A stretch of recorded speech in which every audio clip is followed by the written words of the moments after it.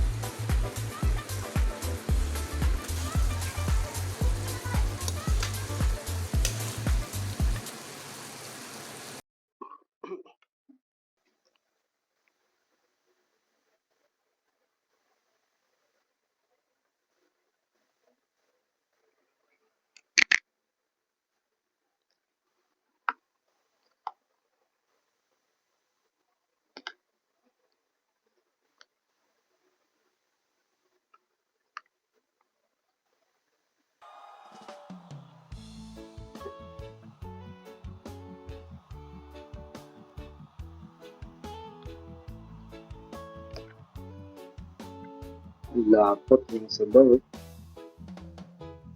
Sa baryong tahimik, umaga'y ligaya, hunin ng Ito ang ginataan natin hasa-hasa. hatid na biyaya, sumasayaw ang dahon, dampi ay manahon, pusong napagod, biglang umahon, langhap ng palayan, bangong kay sariwan, sa bawat paghinga, Tulingan.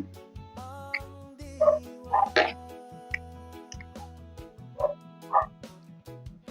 Higa sa bangin, himbing na payapa, tingin sa ulap, isip ay malaya, tawanan ng tropa, gabi masigla, simpleng dalangin, buhay na maganda.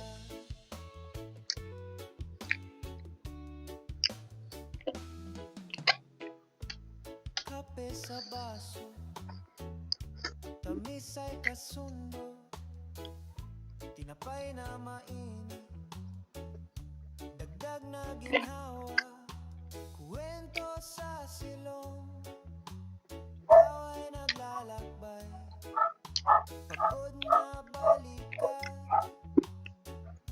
biglang gumaan, lakbay ng hangin, bulong na banayan, pintig ng damdamin, tibay na matatag. Higa sa banig, hindi na payapa, tingin sa ulap, isip ay malaya, tawanan ng tropa, Lapot yung sabaw. simpleng dalangin, buhay Sarap ikama sa kanin. kung pumasok ang alinlangang kulimlim, sindihan ang lampara, liwanag ay lalalim, sa likod ng ulap, talay magliliwanag, bukas na umaga, saya'y usad. Higa sa banig, himbing na payapa, tingin sa ulap, isip ay malaya, tawanan ng tropa, gabi masigla, simpleng dalangin,